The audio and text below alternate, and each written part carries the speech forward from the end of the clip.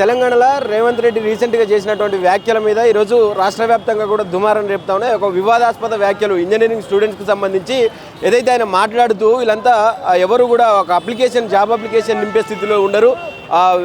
వేల మంది లక్షల మంది బయటకు వస్తూ ఉంటారు సంవత్సరం ఇంజనీరింగ్ స్టూడెంట్స్. కానీ ఎవరికి సబ్జెక్టు లేదు, స్కిల్స్ లేదని చెప్పి వాళ్ళని ఉద్దేశించి మాట్లాడుతూ కించపరిచినట్టుగా మాట్లాడారని చెప్పి కూడా వాళ్ళు ఈరోజు రాష్ట్ర వ్యాప్తంగా అన్ని విద్యార్థి సంఘాల నుంచి తీవ్ర వ్యతిరేకత అయితే తెలంగాణ రాష్ట్ర ప్రభుత్వానికి ఏర్పడుతూ ఉన్నది. ముఖ్యమంత్రి గారు వెంటనే ఇంజనీరింగ్ స్టూడెంట్స్కి కావచ్చు, వాళ్ళకి సంబంధించిన గురువులకు కావచ్చు వెంటనే క్షమాపణ చెప్పాలంటూ కూడా డిమాండ్ చేస్తూ ఉన్నటువంటి పరిస్థితి. ఈరోజు దిల్సుఖ్ నగర్లో ప్రజెంట్ బీజేవైఎం ఆధ్వర్యంలో ఒక సంచలనటువంటి ధర్నాకు, ఆయన దిష్టిబొమ్మ దానానికి కూడా వాళ్ళు పిలుపునివ్వడం జరిగింది. వచ్చే కార్యక్రమం కూడా విజువల్స్లో చూసుకుంటా ఉంటే మొత్తం కూడా పూర్తి స్థాయిలో ఇక్కడికి వచ్చినటువంటి వాళ్ళందరినీ కూడా పోలీసులు లిఫ్ట్ చేసి తీసుకెళ్లినటువంటి పరిస్థితి.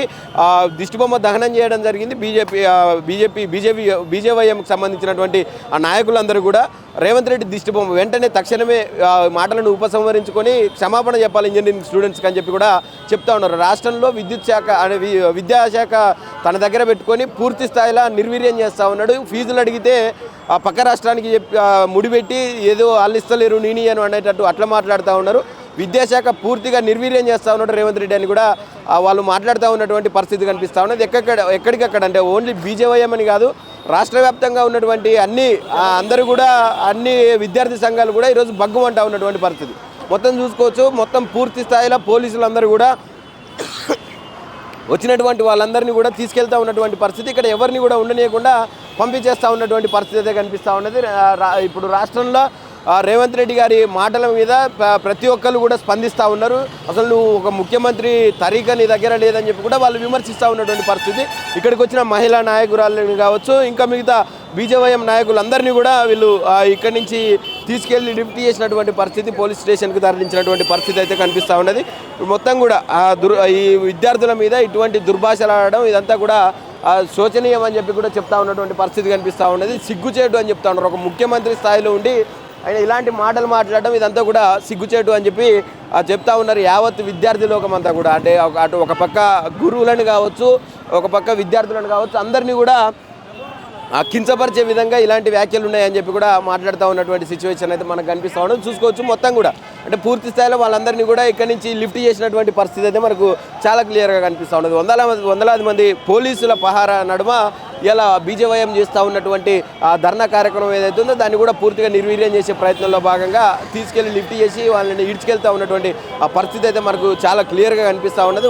వాళ్ళకి సంబంధించినటువంటి ఏదైతే ప్లకార్డ్స్ ఉన్నాయో అవన్నీ కూడా తీసుకొని వీళ్ళు గుంజేసుకున్నటువంటి పరిస్థితి అయితే మనకు చాలా క్లియర్గా కనిపిస్తుంది. ఒక ఉన్నతమైనటువంటి స్థానంలో ఉండి తెలంగాణలో ముఖ్యమంత్రిగా ఉండి మీరు ఈరోజు విద్యార్థుల మీద, రేపటి పౌరుల మీద ఇలాంటి వ్యాఖ్యలు చేయడం అనేది కూడా ఇది అసలు కరెక్ట్ కాదు అని చెప్పి కూడా మాట్లాడుతూ ఉన్నటువంటి సందర్భం కనిపిస్తుంది. ప్రజెంట్ అయితే దిల్సుఖ్ నగర్లో ఒక రచ్చ వాతావరణం నెలకొన్నది, ఉద్రిక్తత వాతావరణం అయితే నెలకొన్నదని చెప్పుకోవచ్చు. ఎందుకంటే పూర్తి స్థాయిలో ఆయన దిష్టిబొమ్మ దహనం చేయడానికి వాళ్ళు చూసిన క్రమంలో పోలీసులకు వాళ్ళకు మధ్య ఒక వాగ్వాదం కూడా జరిగినట్టుగా మనకు కనిపిస్తుంది. పూర్తి స్థాయిలో దిష్టిబొమ్మ దహనం చేయకుండా పోలీసులు అటు ఖచ్చితంగా దిష్టిబొమ్మ దహనం చేసి తీరుతామని చెప్పి అటు బీజేవైఎం వాళ్ళు కూడా ఇద్దరు హోరాహోరిన ఘర్షణ వాతావరణం కూడా ఇక్కడ క్రియేట్ అయినట్టుగా మనకు కనిపిస్తుంది. పూర్తి స్థాయిలో దిష్టిబొమ్మ దహనం అయింది ఈరోజు. అంటే రానున్న రోజులలో ఇంకా రేపు కూడా అన్ని విద్యార్థి సంఘాలన్నీ కూడా ఒక పిలుపునిస్తూ ఉన్నాయి. దీని మీద మాట్లాడాలి ఖచ్చితంగా మనం అని చెప్పి ఇప్పటికే హెచ్సియు నుంచి కూడా కొంతమంది మాట్లాడుతూ ఉన్నారు అనేది కూడా సమాచారం అందుతూ ఉన్నది.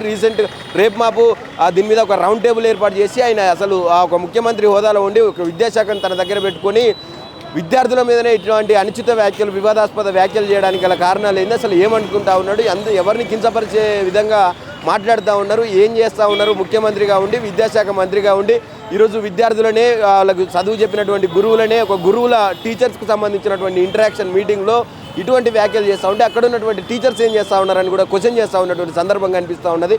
ముఖ్యంగా వాళ్ళకు ఏమీ రాదు అని చెప్పి ఊరికే పట్టాలు తీసుకుంటా ఉన్నారు, డిగ్రీలు వస్తున్నాయి, కానీ వాళ్ళకు కనీసం వాళ్ళ జాబ్ అప్లికేషన్ కూడా నింపుకునేంత అది లేదు, స్కిల్స్ లేవు అని చెప్పి వాళ్ళని ఉద్దేశించి వాళ్ళని కించపరిచే విధంగా మాట్లాడినటువంటి మాటలు ఈరోజు తెలంగాణ రాష్ట్ర వ్యాప్తంగా కూడా అందరూ ఖండిస్తూ ఉన్నటువంటి సందర్భం అయితే మనకు కనిపిస్తూ ఉన్నది క్లియర్గా.